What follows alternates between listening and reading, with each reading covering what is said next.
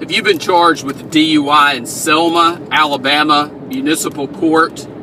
If so, all you have to do is call us to begin the conversation about your DUI case. You can reach us at 866-348-2889, or you can visit our website at alabama-DUI-attorney.com. That's the symbol -attorney.com. We know the system in Selma Municipal Court and can help you with your DUI and through this difficult time. I've handled thousands of DUI and traffic-related cases in the state of Alabama, and I can help you. All you have to do is call us, 866-348-2889. The DUI charge is serious, with serious consequences. Even on a first DUI in Alabama, you can be sentenced to up to 1 year in jail. You can also be fined $600 to $2,100 and pay court costs anywhere from $200 to $300 up to $600. You can also have your license suspended for 90 days or revoked for a year, depending on the circumstances. And you can also be required to install an ignition interlock device on your vehicle if you meet certain criteria. And you could be required to attend the court referral program as well. We understand how you feel. We've represented 1,000+ people on DUIs and have handled thousands of cases throughout the state of Alabama. We know that you're scared. We know that you're anxious. We know that it is very, very difficult to decide which attorney to hire to represent you.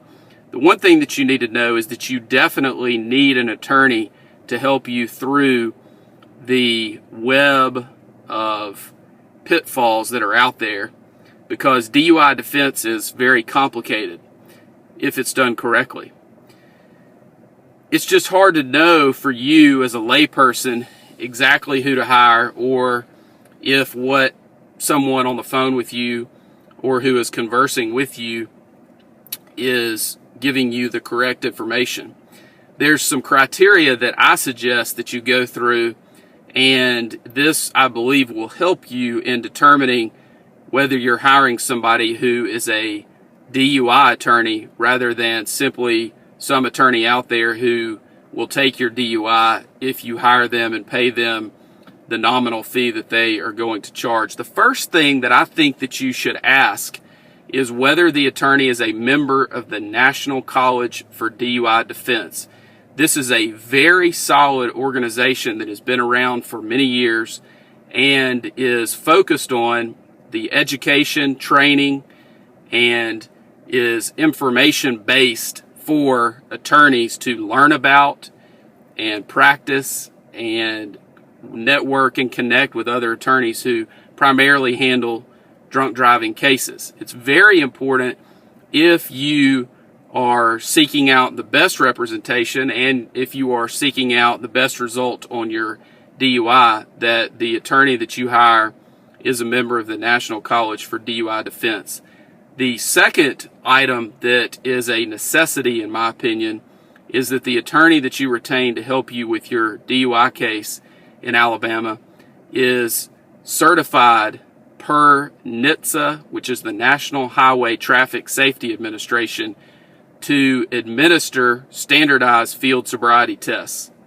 These are the same tests that you were asked to perform on the side of the road. It's very important that the attorney that you hire is trained in these tests and is familiar with these tests, because as I'll go over in just a minute, there are many issues and items that you can spot if you're trained in these tests and you're trained what to look for. You're going through the same training that the officers go through during their certification process. And it's not just about the tests, it's about the arrest process. It's about the phases of the arrest process, the vehicle in motion phase, the personal contact phase, the pre-arrest screening phase. You know, there are most attorneys out there that are unaware of those issues that they need to be looking at to determine whether there is a legitimate legal argument, or it will help them to uncover a factual argument in your case in order to get you the best result possible.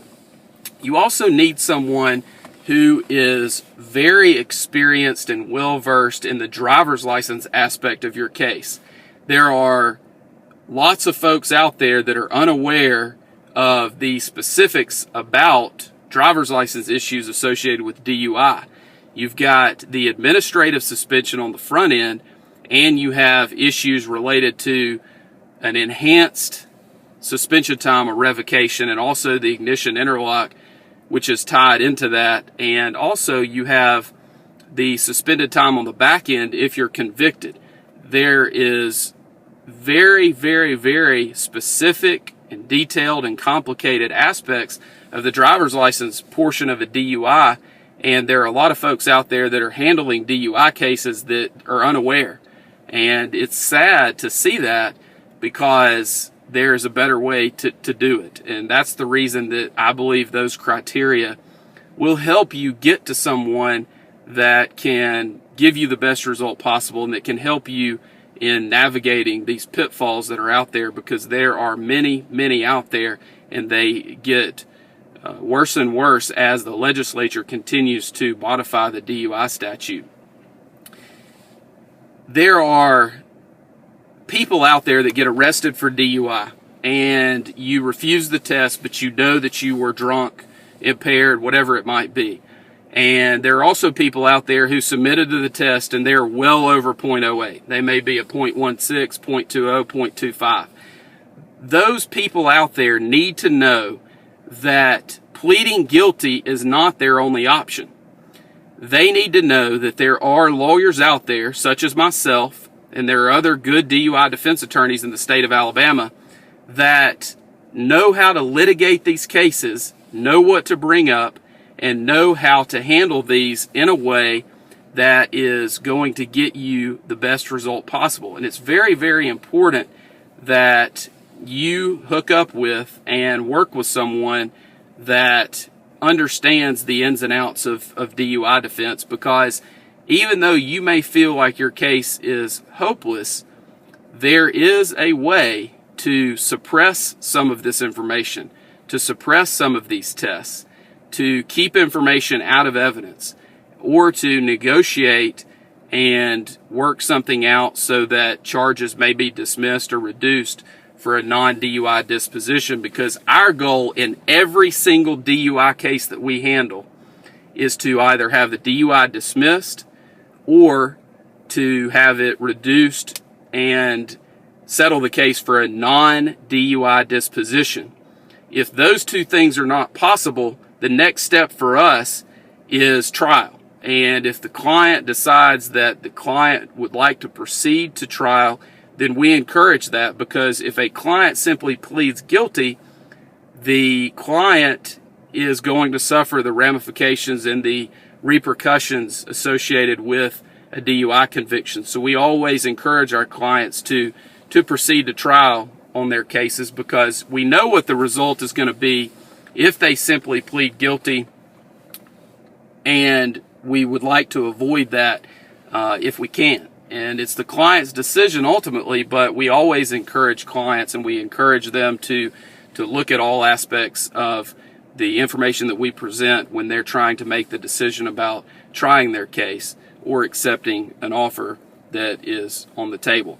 So the first step in a DUI defense case is to secure the license issues. That it may include requesting a hearing, it may include requesting a review, it may include going to the driver's license suspension hearing, it may include filing a lawsuit against the Alabama Department of Public Safety. But no matter what stage you're in, whenever you choose to retain us, we evaluate it and go through a very sophisticated process and procedure that we have put together to handle these cases in order to give our clients the best chance of success on their cases.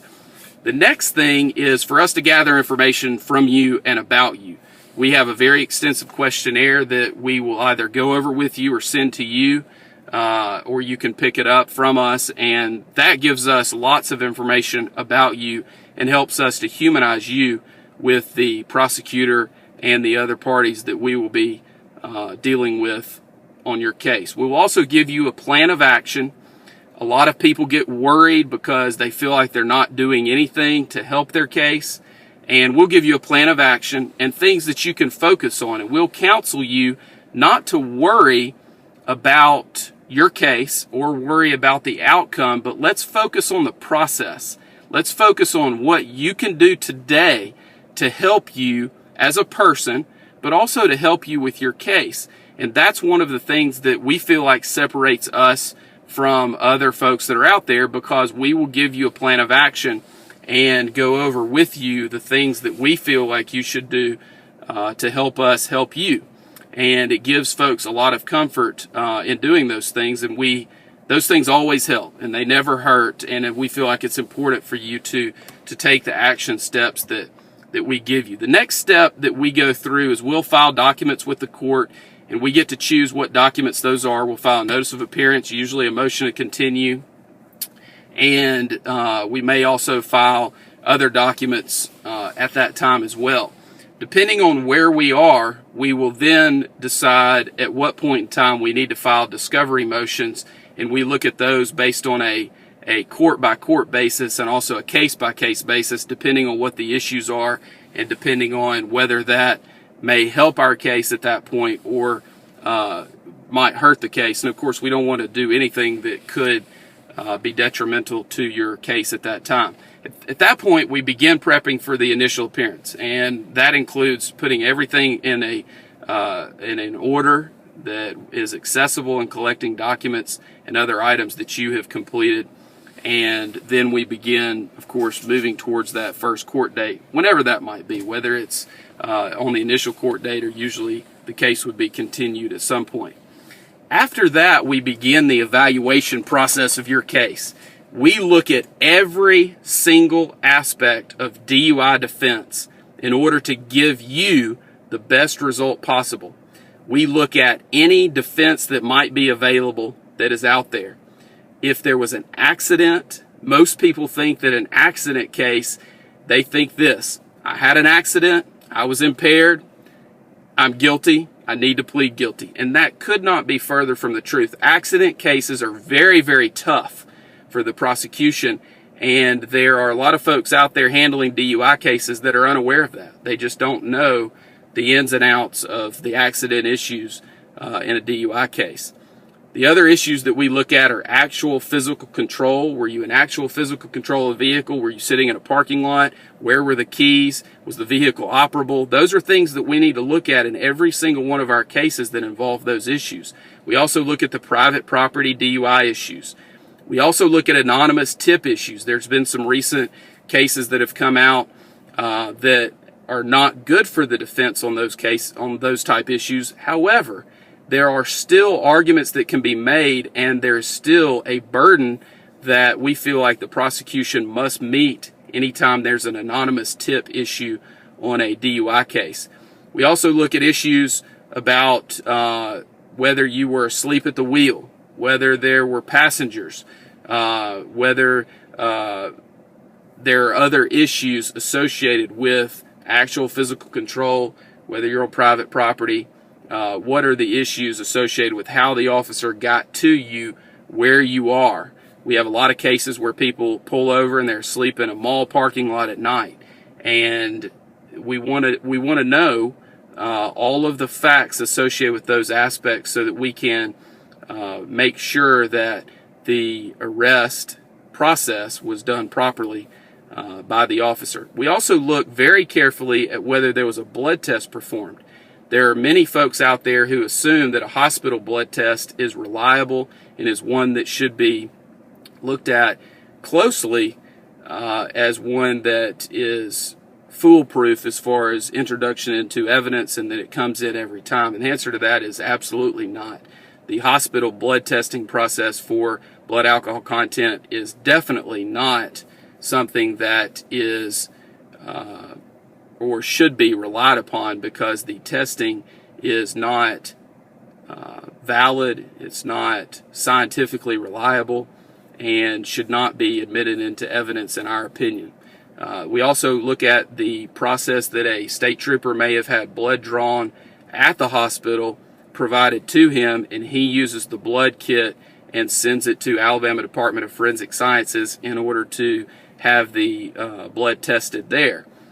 Those tests are much more accurate, we feel like, but there are still many processes and procedures such as chain of evidence and other items that must be followed very closely in order for that to come into evidence and be reliable. We also look at any issues that are associated with your case related to the Draeger breath test and any issues that come up there, whether it's the 20-minute deprivation period, whether you may have had mouth alcohol, whether you burped or belched during the 20 minutes prior to the test. There are implied consent issues where you provided proper implied consent warnings associated with the suspension of your license if you choose to refuse the test. And all those are issues collectively that we look at when determining whether a breath test that you submitted to and that ultimately provided a result that was printed on a certificate of breath alcohol analysis, and whether that should come into evidence under the rules of evidence or under the statutory guidelines that must be strictly complied with under Alabama case law in order to just come into evidence without them having to go through the normal process for scientific evidence to get that into the evidence of the case, whether in front of a judge or in front of a jury. We also look at whether the stop of your vehicle or the initial encounter with you was done in a way that is legal and that is constitutional. It's very important to look at that, because if there was no reasonable suspicion of violation of the law, then the officer should not have pulled you over. And if we can prove that, then we can likely have all evidence that may be admitted or that was collected against you suppressed. And if that's the case, then we would win the case based on the state or the city not being able to prove their case. We also look at all of the medical defenses available, whether you have GERD, whether you have dentures and there was alcohol that was collected within the dentures, whether you had recent dental work done. There are a lot of medical issues, whether you have diabetes. There are many medical issues that come up, and we always go through that and make sure that those defenses don't apply. And if they do apply, then we work those up and make sure that we have gone through them properly with you and presented those defenses on your behalf. We also look at the UTTC, which is the traffic ticket, the complaint against you, to make sure that there are no issues related to that as well, such as municipal ordinance issues, if there are issues related to the code sections cited, whether it's proper, and whether they have your proper information on the UTTC or not. We also go through and determine whether you requested an independent test, and if that was handled properly. We look at any roadblock issues that may come up, if a roadblock was the cause of the initial encounter. And we also look at whether you have any prior DUI offenses and whether we can exclude those, and whether the city or the state has the necessary evidence related to those priors to be able to use those through the negotiation process or through the trial and sentencing process if it gets to that point. The next thing that we look at, and a very important aspect of the case, is the Standardized Field Sobriety Tests. And I am certified as an instructor in field sobriety testing and also as the administrator of the tests. And going through that process and reviewing, hopefully, a videotape, definitely the trooper or the city officer's notes related to the field sobriety testing, the process that they have to go through in order to come to a decision to arrest you for DUI is one that has to be followed closely, because otherwise they are simply going through the motions and not doing it properly and arresting you not based on sound evidence or based on logical conclusions from their observations, but just running through the motions so that they can get to an arrest at the end. We want to make sure that that is not happening and that things are not being done that are in violation of your rights and in a way that is not standardized. We want to make sure they gave you the proper instructions, make sure that they look for the proper clues, make sure that they scored the test correctly. It's very important that those items are looked at closely, because otherwise you're giving up some of the aspects of your case that could be litigated and ultimately tried if needed. The other options that we look at after we've gone through the full analysis and talked to the client about every aspect related to their DUIs, we determine if there are any triable issues in the case and how likely it is that we would succeed on those issues, and then we go through the process with the client so that the client gets to decide with our guidance how to proceed in the case, whether to settle the case for a non-DUI disposition, if that is an option, or whether to proceed to trial, if that is what the client chooses, or to accept whatever offer is out there, and that is usually against our advice depending on what the triable issues are that come up. And in any DUI case, if you have the knowledge and the experience to go through and review every aspect of the case and every defense that might be available, there are always issues that can be brought up related to a DUI case because they are so complicated and they require so many steps in going through the process. So it's very important that the case is looked at with eyes that have the experience and the knowledge to get you the best result possible. That's very important. We've handled 1,000 plus DUI cases. We've resolved 5,000 or more charges throughout the state of Alabama, and we can help you with your case. All you have to do is let us know and call our office, and we will be glad to talk to you and discuss your case with you at no charge, because we believe that you have a right to speak to any lawyer that you choose without having to pay an initial consultation fee in order to do so. Do not simply plead guilty to your DUI charge in Selma, Alabama Municipal Court. Be sure that you hire a DUI attorney and not just some attorney out there who says they will simply handle your DUI in Selma. There's a big difference between an attorney who will simply charge you a nominal fee and someone who is knowledgeable in the litigation process of DUI charges. We are members of the National College for DUI Defense, the National Association of Criminal Defense Lawyers, also a member of the Alabama and Texas Criminal Defense Lawyers Association. We have handled thousands of DUI and traffic cases throughout the state of Alabama. We know DUI. It is what we do, and we know the system in Selma Municipal Court.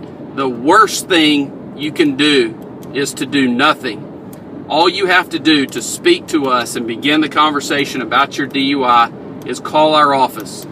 You can reach us at 866-348-2889. We do not charge for an initial consultation because we believe that you should have a right to speak to whatever lawyer you want to speak to without paying a consultation fee, and we will talk to you and answer any questions you might have and provide you with whatever information you need about us so that you feel comfortable in retaining us to help you with your Selma DUI. You have nothing to lose by contacting us and everything to gain. All you have to do is either call us or visit our website, AlabamaDUI-attorney.com. That's the symbol dash attorney.com. Or call us at 866-348-2889. Thank you very much.